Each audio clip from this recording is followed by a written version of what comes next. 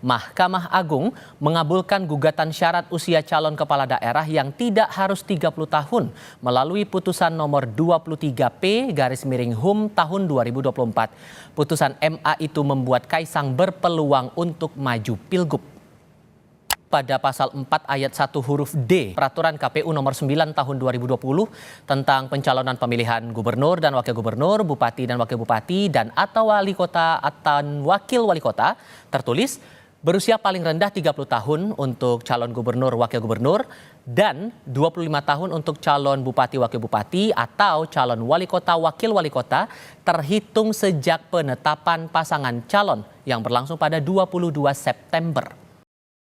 Namun, peraturan KPU soal syarat usia saat penetapan calon ini diubah Mahkamah Agung menjadi berusia paling rendah 30 tahun untuk calon gubernur wakil gubernur dan 25 tahun untuk calon bupati wakil bupati atau calon wali kota wakil wali kota terhitung sejak pelantikan pasangan calon terpilih atau pada awal 2025.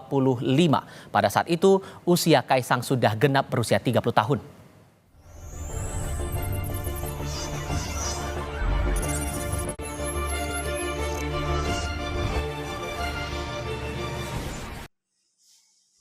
Assalamualaikum warahmatullahi wabarakatuh.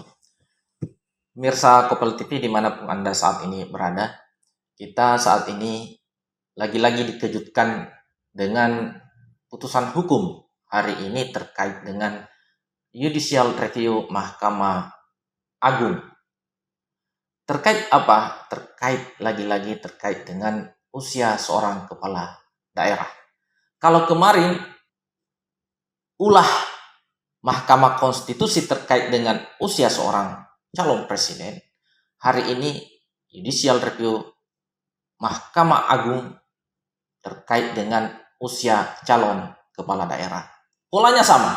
Apa yang dilakukan oleh Mahkamah Konstitusi, hari ini juga dilakukan oleh Mahkamah Agung.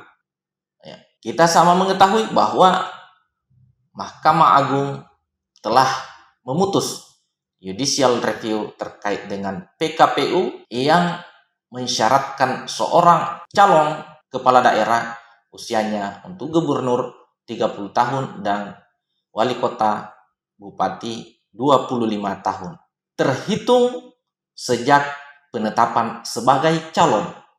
Mahkamah Agung kemudian dalam putusan Judicial Review-nya kemudian menganulir dan mengubah syarat calon dihitung bukan pada saat penetapan calon, tetapi pada saat pelantikan calon yang terpilih. Artinya apa, Bapak Ibu sekalian? Sebenarnya syarat usia dari putusan Mahkamah Agung ini bukan lagi sebagai syarat untuk menjadi calon, karena kontestasi politik sudah berakhir. Sudah ada yang terpilih. Jadi kita tidak tahu nalar Mahkamah Agung itu seperti apa ketika memutus ini. Nah, mari kita lihat apa yang terjadi di Mahkamah Konstitusi. Polanya sama dengan apa yang terjadi pada putusan Judicial Review Mahkamah Agung saat ini. Jadi seperti itu. Dia bukan lagi syarat menjadi calon. Itu yang pertama. Yang kedua, putusan Mahkamah Agung Judicial Review ini dilakukan dalam jangka waktu 3 hari bersidang putus. Tidak berlama-lama. Itu pada saat dalam tahapan pilkada. Apa tahapannya? Sekarang ini sementara dalam tahapan verifikasi berkas calon independen. Artinya apa? Syarat usia ini itu sudah dilalui oleh mereka yang akan ataukah yang sementara maju sebagai calon perseorangan. Tiba-tiba masuk ke Mahkamah Agung untuk kemudian dilakukan Judicial Review dan mengubah perhitungan terkait dengan usia. Bukan pada saat pendaftaran, bukan saat pada penetapan, tapi pada saat pelantikan. Yang sebenarnya bukan lagi menjadi syarat. Bukan lagi menjadi syarat. Karena kalau pada saat pelantikan terhitung umur, kontestasi itu sudah terlewati. Jadi ini sangat politis. Hukum begitu diinjak-injak, ya, dikangkangi oleh orang-orang yang berkuasa saat ini. Kita tidak mengetahui seperti apa itu nalar Mahkamah Agung saat ini.